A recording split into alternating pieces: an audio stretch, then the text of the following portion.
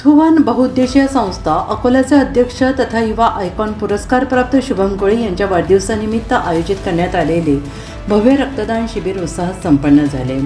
शासकीय वैद्यकीय महाविद्यालय अकोला येथे पार पडलेल्या या उपक्रमात तब्बल 45 रक्तदात्यांनी रक्तदान करून समाजाप्रती आपली बांधिलकी जपली।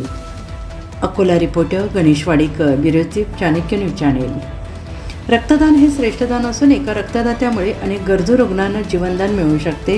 या उदात्त भावनेतून शिबिराचे आयोजन करण्यात आले। युवकांसह नागरिकांनी मोठ्या संख्येने सहभाग नोंदवत उपक्रमाला उत्स्फूर्त प्रतिसाद दिला। या कार्यक्रमाचे उद्घाटन श्री शिवाजी महाविद्यालयाचे प्राचार्य डॉक्टर अंबादास कुलट सर, सभागृह मनपा सभागृह नेते तथा नगरसेवक पवन महाले यांच्या हस्ते करण्यात आले।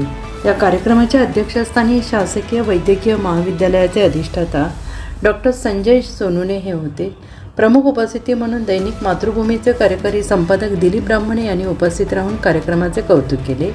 यावेळी उपस्थित मान्यवरांनी रक्तदानाचे महत्त्व अधोरेखित करत युवकांनी सामाजिक कार्यात सक्रिय सहभाग घ्यावा असे आवाहन केले। तसेच रक्तदानामुळे गरजू रुग्णांना नवजीवन मिळते हा मानवतेचा सर्वश्रेष्ठ संदेश असल्याचं मत व्यक्त करण्यात आले।